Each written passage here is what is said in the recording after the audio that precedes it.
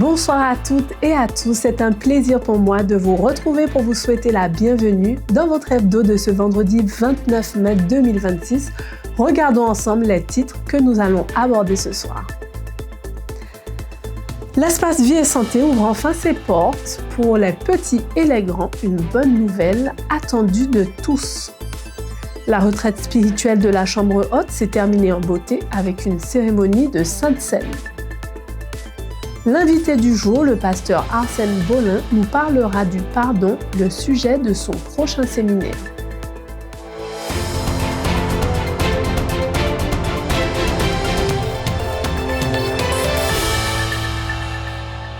Votre espace Vie et Santé a ouvert ses portes ce mercredi 27 mai 2026. Vous étiez nombreux au rendez-vous pour célébrer ce moment fort et attendu, inauguré par le président de la Fédération des Églises adventistes du 7e jour de la Martinique et son équipe.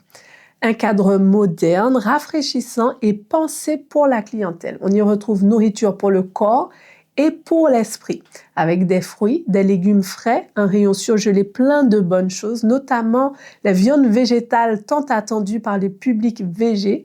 Côté lecture, nous retrouvons des versions différentes de la Bible ainsi que de la littérature et un tout nouveau coin lecture pour les enfants et les adultes. Regardons les images de nos reporters d'Espérance Média Martinique.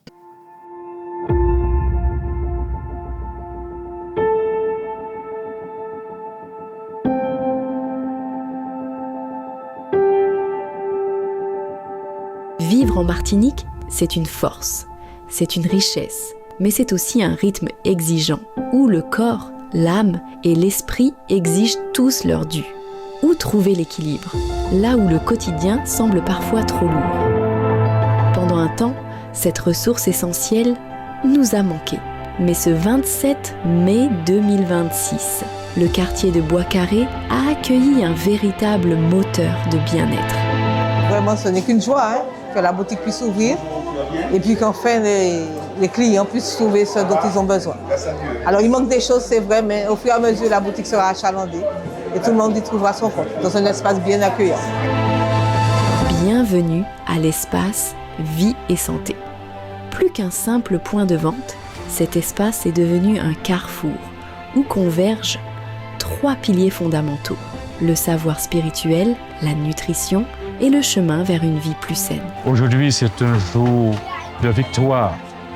Mon cœur est rempli de joie parce qu'on a attendu cette boutique pendant des années. Et maintenant, la chose est là et tout mon cœur déborde de joie de voir ces gens qui sont venus et qui apprécient tout ce qui a été fait et qui indiquent par leur présence qu'ils s'approprient cet espace-là. Je rends gloire à Dieu pour cela. Ici, vous trouverez non seulement des Bibles et une riche sélection de littérature chrétienne, des compagnons pour l'âme, mais également une vitrine dédiée aux aliments sains. Des choix pensés pour nourrir non seulement le corps, mais aussi l'esprit. Je trouve que c'est un très bel espace. Par rapport à l'ancien lieu, effectivement, c'est beaucoup plus grand, beaucoup plus spacieux. On a plus c'est pratique pour chercher un ouvrage. La boutique, elle est très très très belle. J'invite tout le monde à venir. Et ça fait un moment qu'on attendait ça. Donc c'est pourquoi nous sommes très heureux de savoir que la boutique est ouverte aujourd'hui. Donc ainsi, la page imprimée pourra continuer à faire son travail à travers toute la Martinique. C'est pour moi un honneur de pouvoir servir à ce poste et surtout répondre aux attentes de nos frères et sœurs. Cela fait quelques mois qu'il n'y a pas de librairie ni de boutique produisant, en tous les cas délivrant des produits végétariens.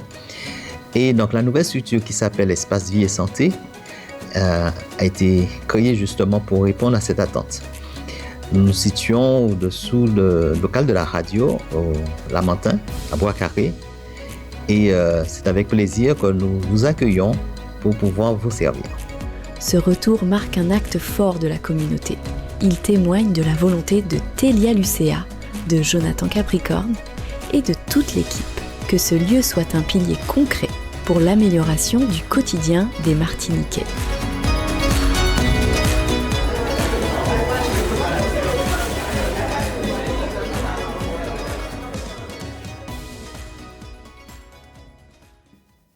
Je vous rappelle que pour venir à Vie et Santé, les horaires du lundi, mardi et jeudi sont de 9h à 17h30, le mercredi de 9h à 15h et le vendredi de 9h à 13h. Après avoir parlé de ce qui nourrit le corps, parlons maintenant de ce qui nourrit l'esprit. C'est en effet dans la prière et le recueillement que se sont retrouvés les pasteurs, professeurs de Bible et responsables de département de la Fédération lors de la rencontre de la Chambre haute. Sur place, chacun a vécu un rassemblement de qualité dans un cadre agréable et propice à la méditation. Une retraite spirituelle qui s'est terminée en beauté avec une cérémonie de Sainte Seine. Des images Espérance Média. Pendant 3 jours, pasteurs et responsables de département se sont réunis au CMCAS de Sainte-Luce pour la retraite spirituelle nommée Chambre haute. Plusieurs intervenants ont animé des réflexions autour de thèmes majeurs comme Une voix 2027, la repentance et la transparence, ou encore l'intégration et l'unité dans le Saint-Esprit, avec pour objectif de raviver la mission de l'Église adventiste à la Martinique. Nous avons voulu, dans le cadre de cette retraite spirituelle, réunir nos pasteurs ainsi que les responsables de département sur 3 jours autour d'un thème très important, une puissance pour tous.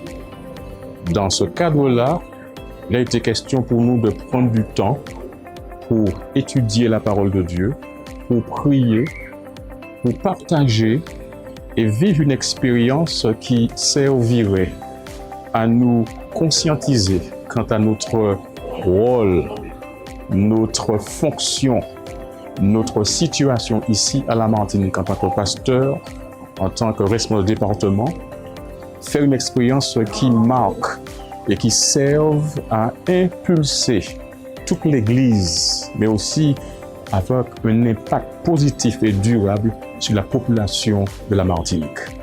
Ainsi donc, ceci a été un élément fondamental pour nous et nous avons vu la manifestation de la puissance de Dieu.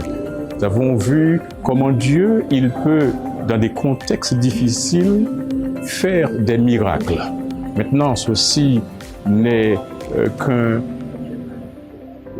début. Ce n'est pas une arrivée.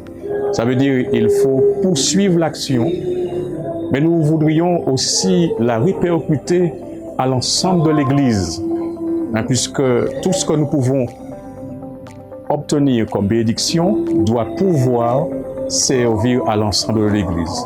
Ainsi donc, nous remercions Dieu pour ce moment et nous le glorifions et nous comptons sur lui pour que l'Esprit de Dieu nous guide, nous dirige et nous nantisse pour accomplir la mission, la chose la plus importante pour laquelle l'Église a été établie, préparer un peuple pour le retour de Jésus-Christ. Ainsi donc que la gloire soit rendue à Dieu et que nous restions en connexion verticalement parlant et aussi horizontalement parlant. L'année prochaine, il se produira un grand événement dans le monde entier. L'Église adventiste va célébrer les 2000 ans du baptême et de l'onction de Jésus, qui a démarré son ministère en l'an 27.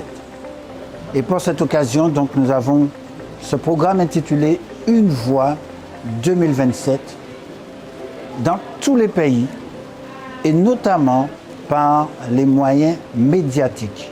Et nous allons avoir ce grand événement en septembre 2027. Et dès à présent, nous nous préparons, particulièrement spirituellement, pour pouvoir parler d'une seule voix et pouvoir également que ce soit, comme dit la Bible, une voix forte. Alors, nous sommes réunis ce week-end, qui se trouve être le week-end de la Pentecôte, à l'écart, les pasteurs, pour la Chambre haute 2026. Et de la même manière qu'une voix 2027 est sous-titrée Une mission pour tous, Chambre haute 2026 est sous-titrée Une puissance pour tous. Nous sommes venus dans un seul objectif, c'est de prier pour recevoir l'effusion du Saint-Esprit. Dans le cadre de cette retraite dans la chambre haute, nous allons toucher à un aspect sur la repentance et la transparence. Alors, il est vrai que dans le domaine particulièrement des relations humaines, particulièrement dans le domaine chrétien, nous avons besoin à un certain moment de faire un état des lieux de certaines situations. Et bien sûr, par rapport à cela, nous avons 3 dimensions. La dimension personnelle avec moi, avec Dieu, la dimension bien sûr qui est verticale, et la dimension horizontale, celle avec mon prochain. Donc quand je suis dans la dynamique de la repentance, c'est parce que je reconnais que par rapport à Dieu, à ses attentes, j'ai fait fausse route. Donc, je reprends la direction, je change d'attitude, je change de manière de penser et de manière de fonctionner. Maintenant, quand cela est fait, il y a automatiquement un effet sur ma vie. Ça veut dire que dans ce que les autres vont voir, dans mon comportement, il y aura une certaine transparence. Je ne peux pas expérimenter la repentance et continuer à être la même personne. Il y a une personne différente qui va naître effectivement de, on dira, l'opération du Saint-Esprit dans ma vie. Cela aura permis que j'aurai un changement de mentalité, un changement de manière de penser qui va se voir dans ma manière de parler, qui va se voir dans ma manière de me comporter et même dans ma manière de bouger, parce que extérieurement, l'impact que le Saint-Esprit a eu à l'intérieur va rejaillir sur qui je suis. Le thème que j'ai abordé avec les collègues pasteurs de la Martinique était le suivant, c'est l'intégration et l'unité dans l'esprit. Nous avons voulu faire ressortir que dans le contexte du salut, du grand conflit cosmique, la seule manière pour le corps pastoral, pour que chaque pasteur puisse s'unir les uns aux autres, puisse se sentir intégré ou encore puisse s'intégrer, c'est par l'esprit. Parce que c'est le Saint-Esprit lui-même qui nous donne, que ce soit les dons spirituels, que ce soit les armes, que ce soit aussi le fruit de l'Esprit pour faire en sorte qu'ensemble nous puissions réellement former un corps. Certes, ce n'est pas toujours évident, ce n'est pas toujours facile, et il peut y avoir des différences de point de vue, mais nous sommes arrivés à la conclusion que Dieu a voulu que l'unité se fasse dans la diversité et pas dans l'uniformité. Même s'il est vrai que nous cherchons à avoir une certaine harmonie, mais une harmonie sous la conduite de l'Esprit. Cette harmonie veut que chacun puisse se sentir pleinement accepté, pleinement accueilli dans le corps pastoral avec sa diversité. Et nous avons mis l'accent sur le fait que l'amour est primordial. Nous devons apprendre à nous aimer. Nous devons apprendre à nous apprécier. Nous devons reconnaître les valeurs de chacun d'entre nous. Et pour terminer, nous avons attiré l'attention sur le fait que c'est la grâce encore. Si nous sommes sauvés par grâce, il faut reconnaître aussi que nous sommes unis aussi par grâce. Si nous acceptons la grâce de Dieu, nous allons pouvoir reconnaître ce que nous sommes et ce que l'autre aussi est. Nous n'allons pas jalouser notre collègue, nous n'allons pas envier ce qu'il a, les dons qu'il a, mais au contraire, nous allons l'apprécier à sa juste valeur. Et ensemble, nous allons former un corps ayant un objectif en tête. Cet objectif-là, c'est de préparer un peuple pour rencontrer Jésus lorsqu'il reviendra avec un seul message, le message de la foi, le message de l'amour, le message de Jésus-Christ qui sauve encore aujourd'hui. Alors une chose est certaine, c'est que nous sommes arrivés dans certaines dispositions. Effectivement, lorsqu'on parle de chambre haute, nous attendons une expérience spirituelle forte. Et une chose est certaine, c'est que nous sommes ressortis de là en ayant la ferme conviction que nous avons rencontré le Christ. Nous avons pris aussi un moment pour échanger les uns avec les autres, pour mettre les choses à plat, pour repartir du bon pied. Et je crois que ce qui a été très positif, c'est que nous étions, je dirais, dans un cadre qui n'était pas commun. Nous n'avions pas l'habitude de se retrouver dans un cadre, on va dire, hors de nos murs. Et je crois que ça a été très bénéfique puisque, en fait, nous avons vécu quelque chose de différent et, disons, avec une atmosphère différente. Vraiment, nous voulons rendre gloire à Dieu pour cela. Nous venons de terminer justement avec une sainte scène entre pasteurs et vraiment, c'était quelque chose de fort, de puissant, de profond. Et vraiment, je veux vraiment rendre gloire au Seigneur pour cela. Véritablement un moment fort spirituel pour le corps pastoral. Je l'ai vécu pour une première très très bien. Nous avons eu des temps forts de prière, des temps forts où nous avons pu aussi échanger autour de textes bibliques profonds, des citations de l'esprit de prophétie afin de pouvoir nous préparer au prochain retour de Jésus et de pouvoir rechercher l'effusion du Saint-Esprit. Et pour rechercher cette effusion, nous avons besoin d'être unis les uns les autres. Et dans cette différence, dans cette pluralité d'esprit cultivée, nous devons justement chercher à, non pas l'uniformité, mais l'unité dans la diversité, en nous respectant, en priant ensemble. Et ce temps de Sainte Seine qui a conclu cette retraite spirituelle a été véritablement un moment fort pour l'équipe pastorale.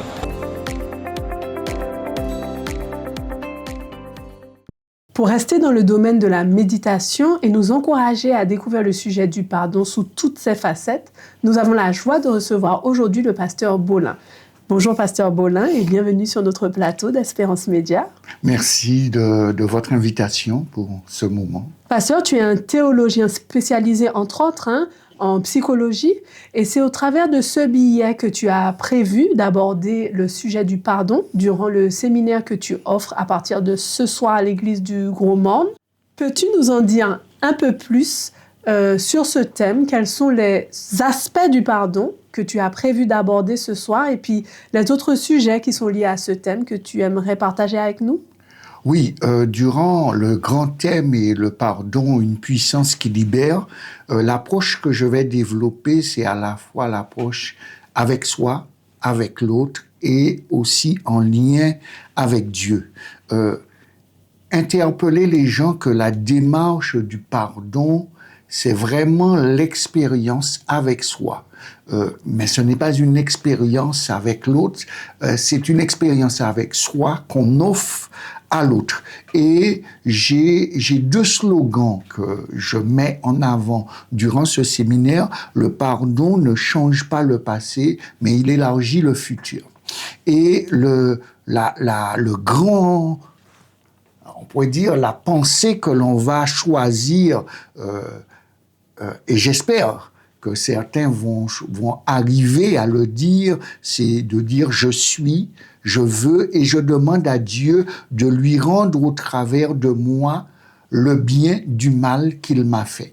Alors, dans cette démarche, c'est arriver à s'identifier soi et d'apporter à l'autre cette connexion avec Dieu et la connexion avec l'autre, l'autre étant celui qui nous a fait du mal, mais l'autre étant aussi soi-même, sachant que je souhaite que la démarche que je vais entreprendre avec ma personne, c'est une démarche de confiance, de respect et de la délicatesse que j'ai pour moi-même, parce que souvent, si on m'a fait du mal, quand on me visite, on ne me pose pas la question « comment vas-tu ?»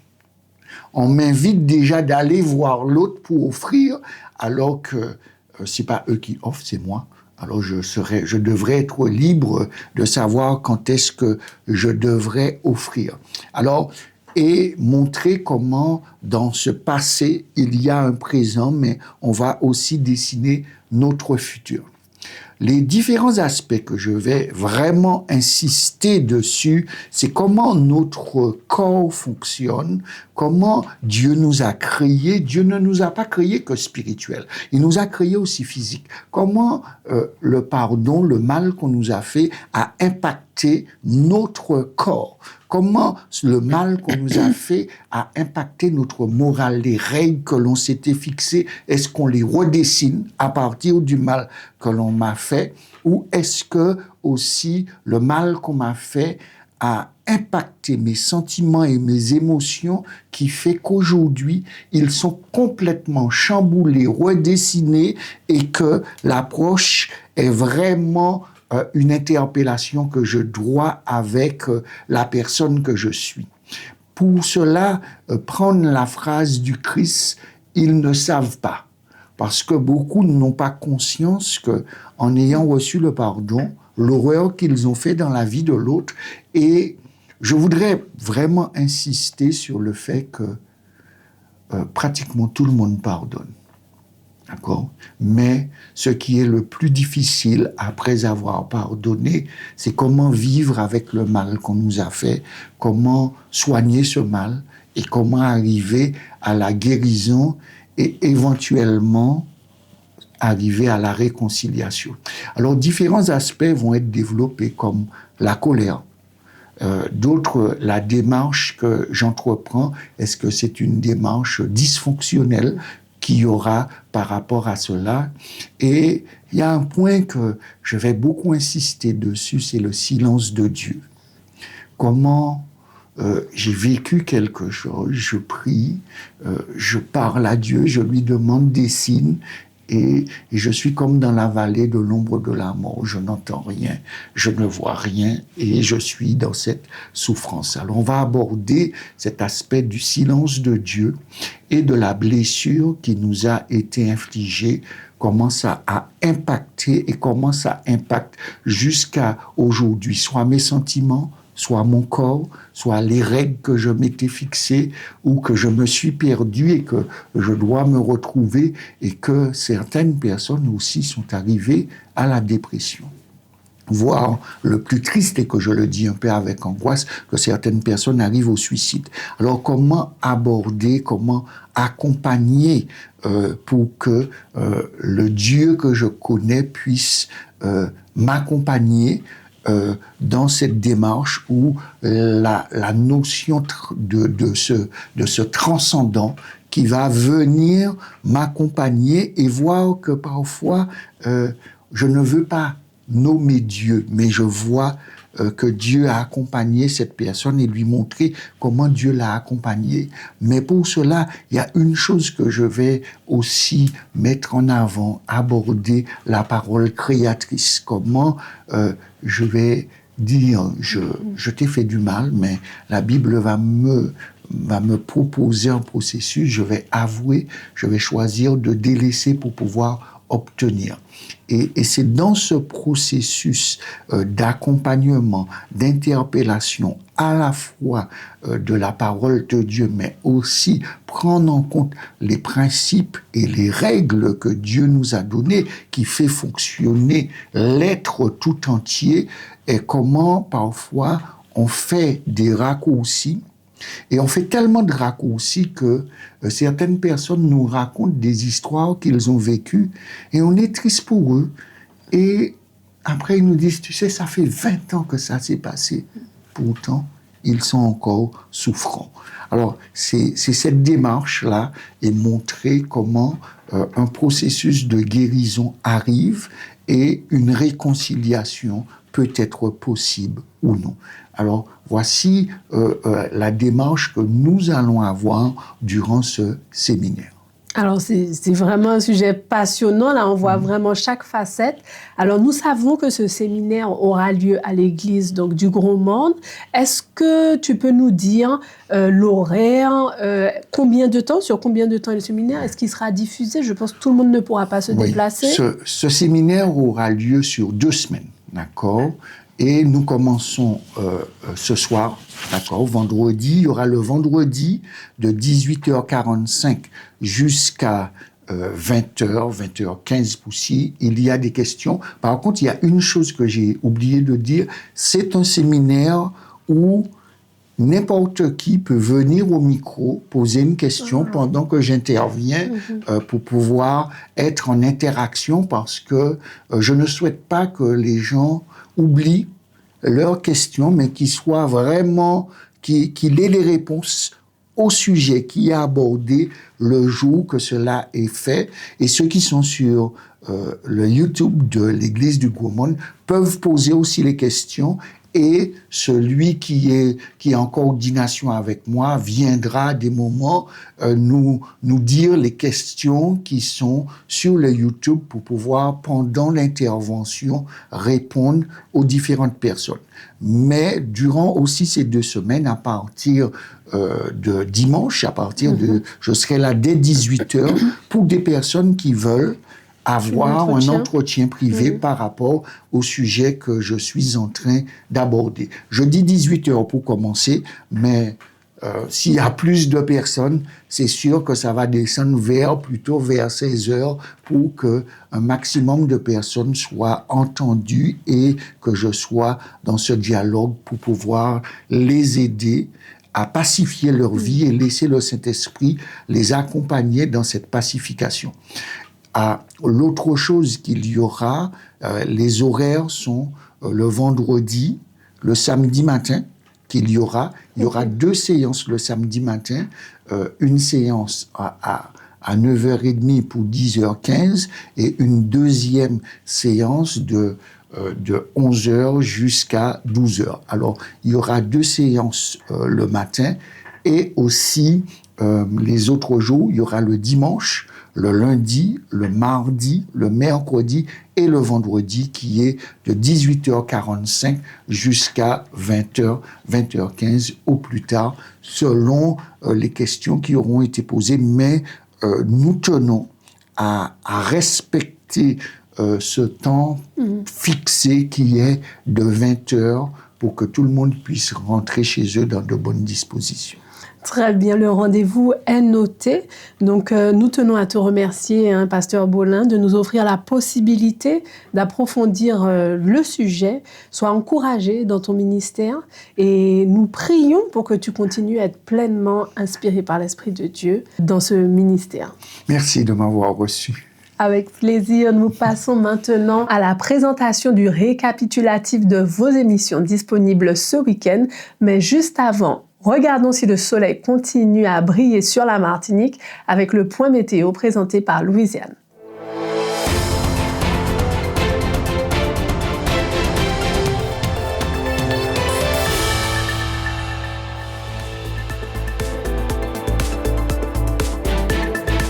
Mesdames, Messieurs, heureuse de vous retrouver pour un nouveau bulletin météo ce vendredi 29 et samedi 30 mai 2026.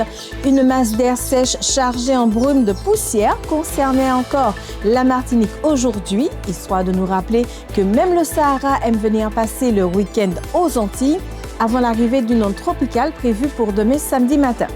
Coup d'œil sur les prévisions. La brume de sable, elle s'estompe peu à peu. Le ciel reste parfois nuageux avec quelques ondées en début de soirée, juste assez pour laver les voitures ou encore finir le travail commencé par la pluie d'hier. Au niveau des températures, eh bien, la nuit, elle sera chaude avec des minimales entre 26 et 28 degrés. Autrement dit, le ventilateur travaille en heures supplémentaires. Samedi matin, une onde tropicale peu active traverse l'arc antillais. Sur la Martinique, le temps devient nuageux avec des averses. Température 28 degrés. Vers midi, eh bien, pas de grands changements hormis quelques averses parfois modérées. Le thermomètre affichera 30 degrés, température idéale qui vous fera regretter d'avoir quitté la climatisation. Et le soir, eh bien, le ciel reste nuageux avec des averses qui faiblissent, température encore du 28 degrés, une ambiance moite mais supportable selon les moustiques.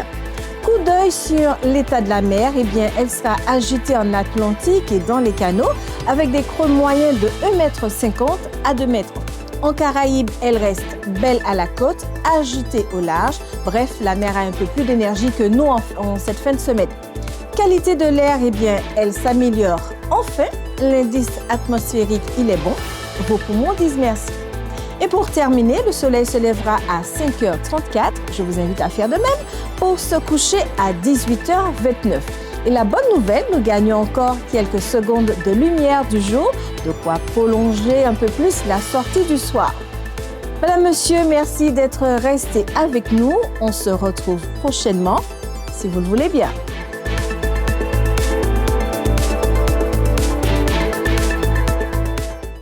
Merci à Louisiane pour cette joyeuse présentation du point météo. Du côté de nos émissions du week-end, regardons tout de suite un extrait des Sentiers du Bonheur qui sera diffusé ce soir avec le thème « Les réparations et la réparation ». Avec les commémorations des abolitions de l'esclavage, le sujet des réparations de ce crime contre l'humanité est revenu au devant de l'actualité. En Martinique, le MIR, Mouvement international des réparations, milite activement pour l'aboutissement de cette revendication. Durant le mois de mai, l'association a organisé son 26e convoi bas réparation avec sa traditionnelle marche au flambeau de Sainte-Anne au Prêcheur. La question des réparations est sensible, parfois même brûlante. Ce sont les aspects financiers qui cristallisent l'essentiel des tensions. La CARICOM, la Communauté des pays de la Caraïbe, a estimé le montant de ces réparations à 22 000 milliards d'euros. Pourtant, le sujet est bien plus vaste. La réparation financière n'est que l'arbre qui cache la forêt. Et c'est bien dans ce sens que cette même CARICOM a rédigé en 2014 un plan de réparation en 10 points. Elle l'a adressé spécifiquement aux pays européens qui ont pratiqué l'esclavage et la traite négrière. Parmi les points de ce plan, on peut citer la formulation d'excuses complètes et officielles. À la fin de cet hebdo, vous pourrez écouter et regarder votre Worship Moment. Ce soir, c'est Ryan Labiche qui interprète Bénédiction à découvrir ou redécouvrir, toujours sur notre chaîne YouTube, Espérance Média. Chimé arrête difficile, mais pas paix. Les ou qu'a servi bon Dieu, ou pas ni à inquiéter. Si quelqu'un joue les ibiers, il peut que t'es tombé. Même si problème était ouaté, pas paix. Et même si la vie a qu'à faire souffrir, pas pleurer. Un chrétien, pas n'importe qui moun, il sait un riche bon Dieu. Et ça seulement, chacun fait moins louer. Femme vertueuse, femme de valeur sera en ligne dès demain à 7h30 avec l'invité du jour, Sylvie Dondon, qui partagera son expérience personnelle avec nous. Donc, Sylvie, est-ce que dans ce parcours de vie, tu l'as qualifié au début dans nos échanges de chaotique, est-ce que tu as l'impression qu'en même temps et parallèlement, tu apprends à mieux connaître ce Dieu? Oui. Et je fais sa connaissance. Dieu est tellement bon qu'il nous donne à chaque fois, il nous fait des clins d'œil et il nous donne à chaque fois quelque chose pour tenir bon. Et en 2013, lors de mon divorce très douloureux, on me propose, en la personne de Madame Sicarelli Marthe et Monsieur Sicarelli Joseph, de rentrer dans un ministère alors en France ça s'appelle, en métropole, danse liturgique, mais à la Martinique c'est la chorégraphie pour Dieu. Et j'ai accepté, parce que comme je t'ai dit, j'aimais danser depuis toute petite, et j'ai accepté de rentrer dans ce ministère-là. Et j'ai trouvé une famille. Je dirais que ça m'a sauvée aussi avec mes enfants, parce que Marthe faisait aussi de la relation d'aide. Elle a été plus loin que son ministère. Je vous remercie d'avoir suivi notre hebdo de la semaine et je vous donne déjà rendez-vous vendredi prochain en vous souhaitant de vivre un excellent sabbat sur Espérance Média.